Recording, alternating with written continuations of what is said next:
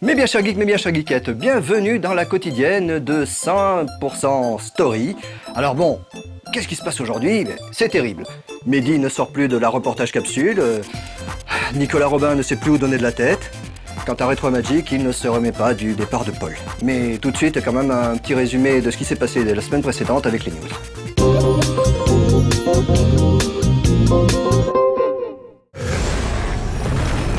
Alors que l'on attend depuis des lustres des versions HD de Ico et Shadow of the Colossus sur PS3, qui ont enfin été annoncées lors du dernier TGS pour 2011, d'autres éditeurs ne perdent pas de temps. Ubisoft vient ainsi de confirmer la sortie pour le 18 novembre prochain de sa trilogie Prince of Persia version HD sur PlayStation 3. Celle-ci comprendra donc les Sables du Temps, l'Âme du Guerrier et les Deux Royaumes, tous en 720p et non en 1080p malheureusement. Habillé de nouvelles textures et soumis à un anti-aliasing de circonstance. Réuni sur un unique Blu-ray qui portera le nom de Prince of Persia Trilogy, ce jeu bénéficiera en outre d'une compatibilité 3D pour les joueurs possédant les télés adaptées.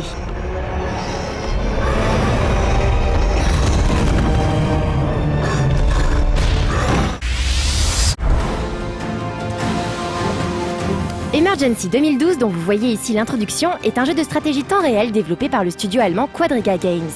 Cinquième volet d'une série initiée en 98 sur PC, il vous permet toujours de jouer les secouristes dans des circonstances extrêmes, allant du crash d'avion à l'incendie en pleine forêt en gérant les ressources à votre disposition. Pompiers, policiers, médecins, maîtres chiens, etc.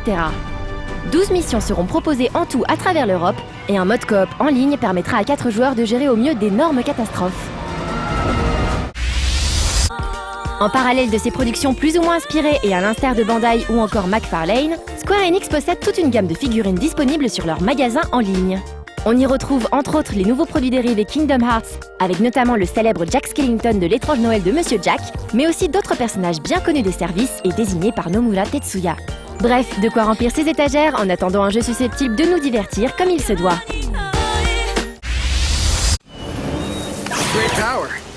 Le casting du prochain Marvel vs Capcom 3 est un vrai défilé de mode. Tous les mois, voire tous les 15 jours, de nouveaux personnages jouables sont présentés via des petites vidéos dédiées. L'éditeur japonais vient ainsi d'annoncer la présence de Sir Arthur, le chevalier en calbute de Ghosts & Goblins, ainsi que Nathan Rad Spencer, le héros de Bionic Commando. Ce prochain jeu de combat risque fort de ressembler à une anthologie Capcom, un peu à l'image du dernier Super Smash Bros pour Nintendo.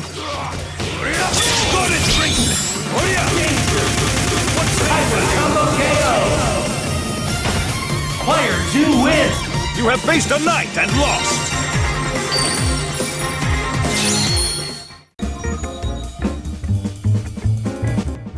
Comme vous avez pu le constater depuis le Prime, Mehdi refuse absolument de sortir de la reportage capsule. Il s'est enfermé avec Gothic 4 et c'est terrible. Il paraît que le community manager ne veut plus le laisser partir, mais bon, on connaît Mehdi, hein, on sait comment il est. Et est-ce que c'est pas lui qui le retient en otage?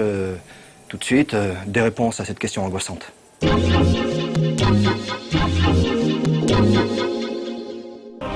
À l'occasion de la sortie d'Arcania Gothic 4 dans quelques jours, nous sommes allés rencontrer le producteur, Reinhard Police, qui a bien voulu nous donner un peu plus de détails concernant le prochain titre de Joe Wood, à commencer par l'histoire. So the story of Arcania Gothic 4, it's a new part of the Gothic story.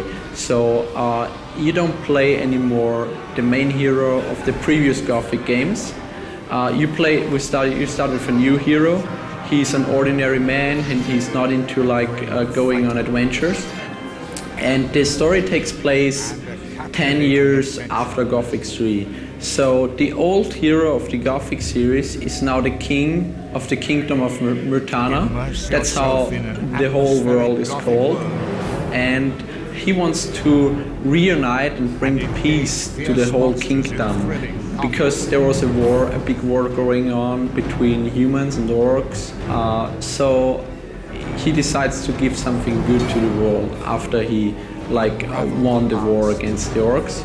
And therefore he travels with his warships to the so-called Southern Islands. They're a little bit remote from the actual mainland of the kingdom, and there he's trying to bring peace them, but since the inhabitants are not willing to follow their orders, he's actually not bringing real peace to them, and so that's how everything started.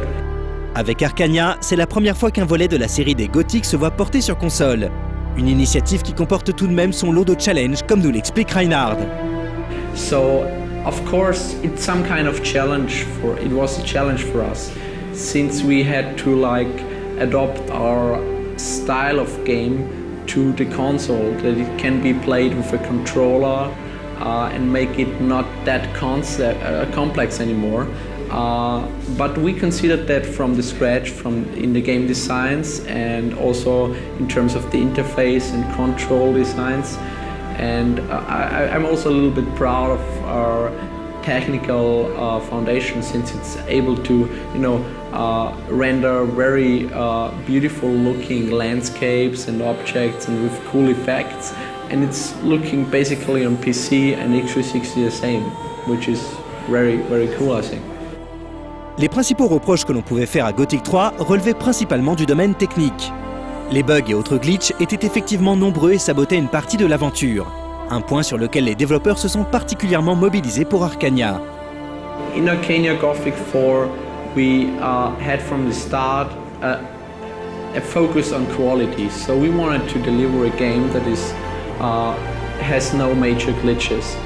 Like a year ago, we decided to dispatch a team of 4 to 6 of our testers to the developer, so that we can actually ensure that the game is running smooth and that there are no major glitches.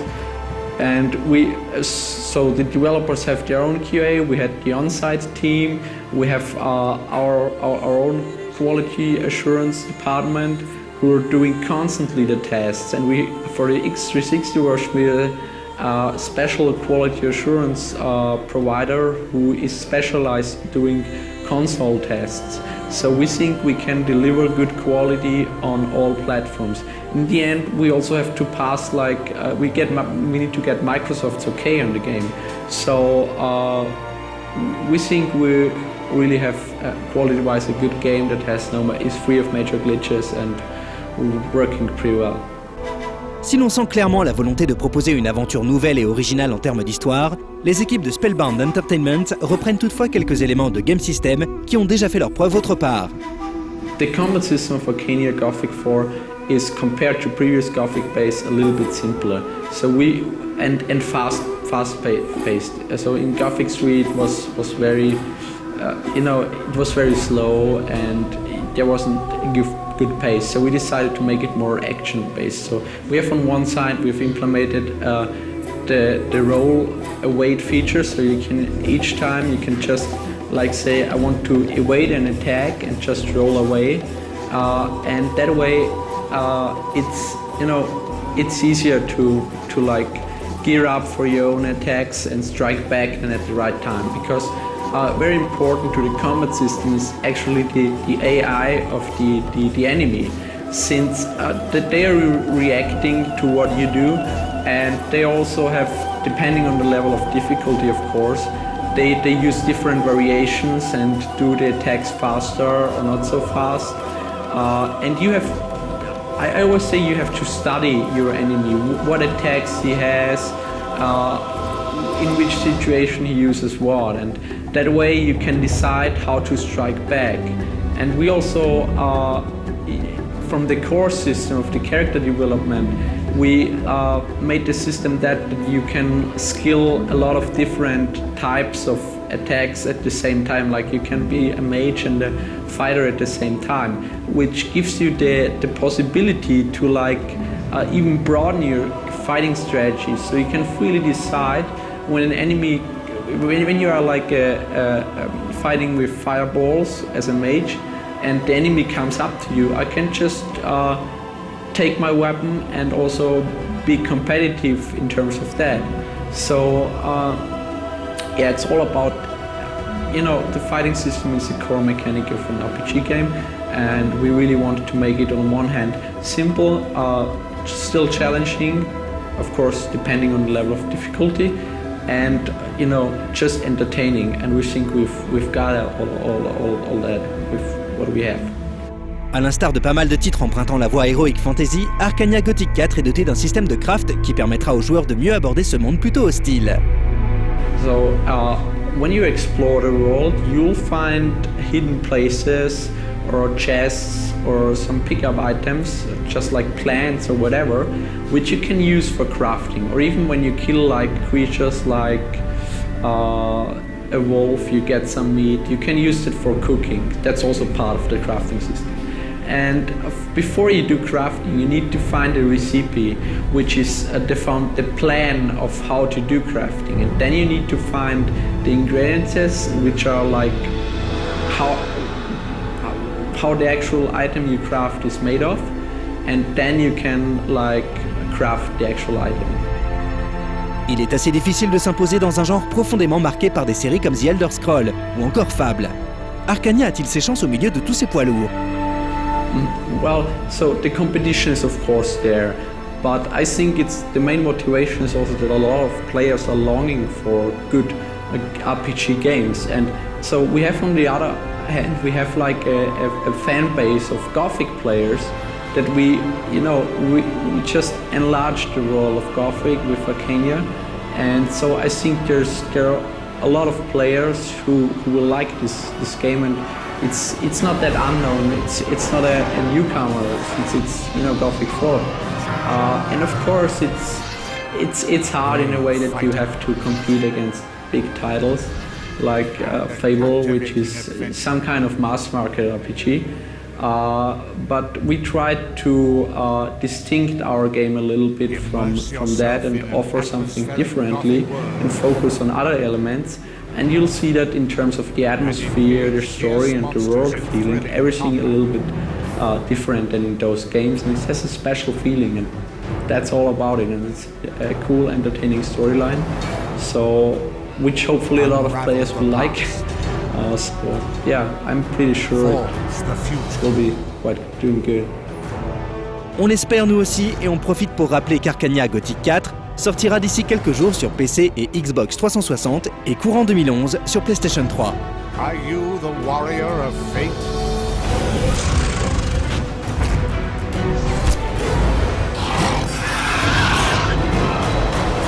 Arcania Gothic 4.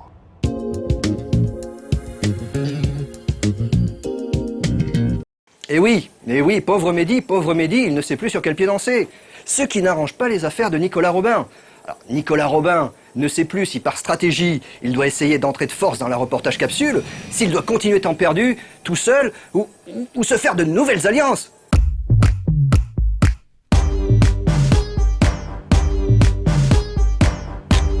Bonjour, on vous a offert une magnifique cafetière à capsule qui déchire. Oui, c'est sympa. Mais sans capsule, justement... Mais alors que faire durant vos heures supplémentaires? Bienvenue au temps perdu. Travailler pour une émission qui vous fait perdre du temps au travail n'est pas toujours chose aisée, croyez-moi. Il arrive parfois que l'on tombe sur certains jeux tellement bien, tellement bons, tellement super que paf, patatras, eh bien on perd son temps. C'est le cas cette semaine avec Warlight. Moi qui aime bien les jeux de stratégie simples et faciles d'accès, façon Théâtre Europe pour les plus vieux, j'ai été servi. Vous avez un territoire. Sur ce territoire, vous avez des troupes. Et ces troupes, vous pouvez les envoyer sur les pays qui bordent votre zone pour vous en emparer. À chaque tour, vous recevez de nouveaux bataillons dont le nombre est fixé en fonction des lieux que vous aurez conquis. Et voilà, c'est tout simple. Mais ensuite, il y a le brouillard qui ne vous permet de ne voir que les pays proches de vous. Puis il y a les cartes qui donnent des bonus tels des armées supplémentaires, des unités aéroportées, des espions, des outils diplomatiques, etc., etc. Mais en plus, vous allez pouvoir vous amuser en solo sur plusieurs missions de plus en plus difficiles. Et une fois que vous en aurez fini avec elles, vous pourrez créer des cartes aléatoires en choisissant le nombre d'adversaires, la difficulté et tout le tremblement. Mais ce qu'il faut savoir aussi, c'est que ça se joue aussi online contre des vrais gens vivants comme vous, ou presque. Et du coup, forcément, grâce à ces gens désœuvrés, vous en perdez plein du temps. Bah, c'est juste l'un des meilleurs bouffetants qu'il m'ait été donné de voir. Voilà. Hein? Vous voulez d'autres jeux? Ok. Alors j'ai quoi Notebook Wars est un schmup. Alors vous tirez sur des trucs et puis vous évitez les boulettes. C'est bien, c'est joli, hein. Mangez-en. Allez, encore un autre? Siégeur, c'est encore un jeu où il faut casser des châteaux, mais ça va un peu plus vite parce que tu vois, la pierre tu la lances et puis ça casse le mur et voilà. Encore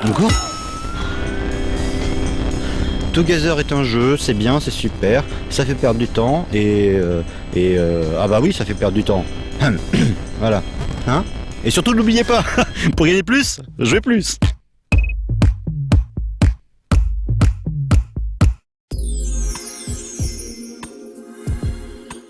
Et oui, Nicolas Robin qui perd son temps, qui perd sa tête, qui perd le fil de ses pensées. Mais ce n'est rien comparé quand même à Retro et Magic. Pauvre Retro et Magic. Alors, souvenez-vous, la dernière fois, Paul nominé, éliminé.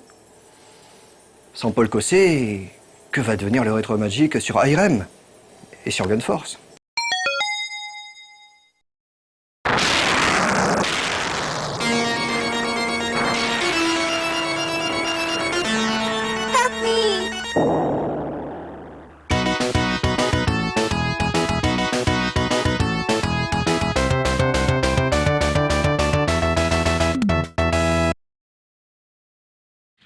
En 1996, Metal Slug pointe le bout de son nez, brisant les frontières d'un genre jusque-là ressenti comme une niche.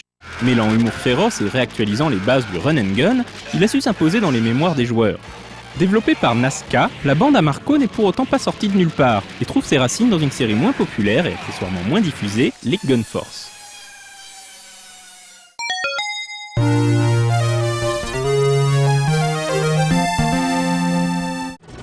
Au début des années 90, le genre du run and gun et du shoot pédestre vivait un âge d'or. Les rois des hécatombes à pied étaient Konami bien sûr avec Contra, Capcom avec sa série des Commandos ou encore SNK avec des shoot'em up pédestres comme Ikari Warrior et le délirant Guevara, dans lequel il était d'ailleurs possible d'incarner Che Guevara ou même Fidel Castro. Mais un autre studio a incontestablement sa place au Panthéon, il s'agit d'Irem. Dans les années 80, ce studio d'Osaka programme tour à tour quelques titres devenus de grands classiques. On pense à Moon Patrol, Image Fight, les R-Type, X-Multiply ou encore Dragon Breed, sans oublier bien sûr les Beat'em All présentés dans un précédent Retro & Magic.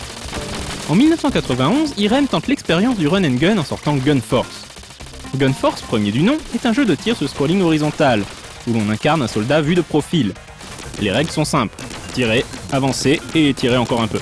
Le joueur peut piloter des jeeps, des motos, et certaines machines ont un certain air de ressemblance avec celles que l'on trouve dans la série Metal Slug. Loin des shoots subtilement cadencés d'Irem, ce Gunforce pêche malheureusement par sa lenteur, sa rigidité et sa maniabilité engourdie. La postérité de Contra est lourde à porter, et Irem peine à s'en détacher. Des boss forteresses, à l'ambiance générale qui se dégage, ce n'est que vers la fin du jeu que le titre se faufile dans une brèche plus personnelle. S'il manque de consistance pour rester impérissable, il n'en reste pas moins un très bon run and gun et affiche déjà une identité qui se pérennisera et s'affinera avec sa suite.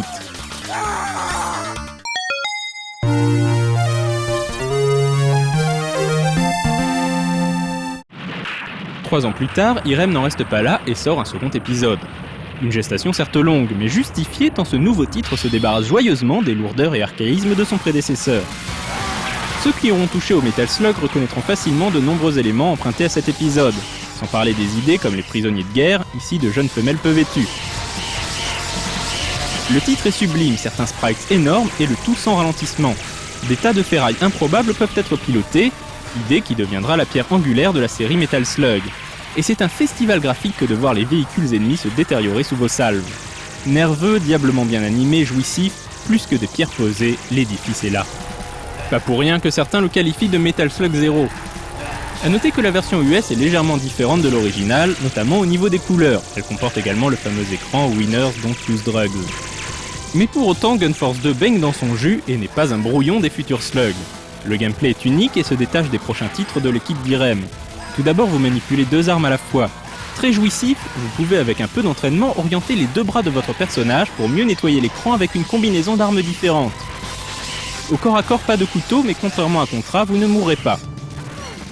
Gunforce 2 mélange également les phases de gameplay, peut-être plus que Metal Slug premier du nom. comme dans cette chevauchée en moto ou cette séquence de shoot à bord d'un mecha.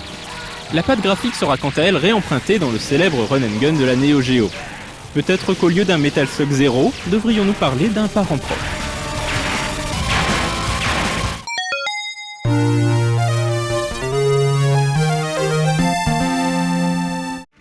Très active dans les années 80, l'activité d'Irem s'estompe peu à peu, au point que certains cadres décident de quitter l'entreprise pour fonder un studio neuf. Certains concepteurs, designers, voire compositeurs, quittent donc le navire et fondent Nazca. La nouvelle boîte travaille sur Neo Geo et sort un premier jeu surprenant, Big Tournament Golf, un genre peu représenté sur borne. La prise de risque paye, puisque Big Tournament Golf est considéré aujourd'hui encore par beaucoup comme le meilleur jeu de golf jamais sorti. Puis vient leur second essai, Metal Slug, qu'on ne présente plus. Fort de cette réussite, SNK intègre Nazca sous son aile. Les anciens d'Irem réaliseront successivement Metal Slug 2X et Metal Slug 3. Avec cette série phare, Nazca ne monte pas un titre grossièrement repris de Gun Force 2. Au lieu de ça, le développeur supprime certaines subtilités de gameplay, comme le tir en diagonale, pour approfondir le level design, donner une identité et assumer un parti pris. Metal Slug n'est pas un Gun Force 3, mais son héritage en est indéniable. Irem a toujours su reprendre des éléments d'anciens titres sans sombrer dans la facilité, comme des éléments fignolés d'In the Hunt dans les scènes aquatiques de Metal Slug 3.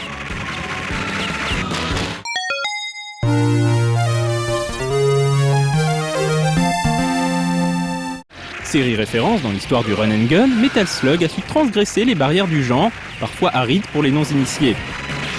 En se replongeant dans les origines de la série, on se rendra compte du chemin sillonné. Il fallait rendre hommage aux deux Gun Force pour leur postérité et leur importance capitale dans les mécanismes du run and gun moderne. Fort de leur intégrité et d'une idée personnelle du jeu vidéo, Irem aura hissé le shoot et le run and gun à leur zénith.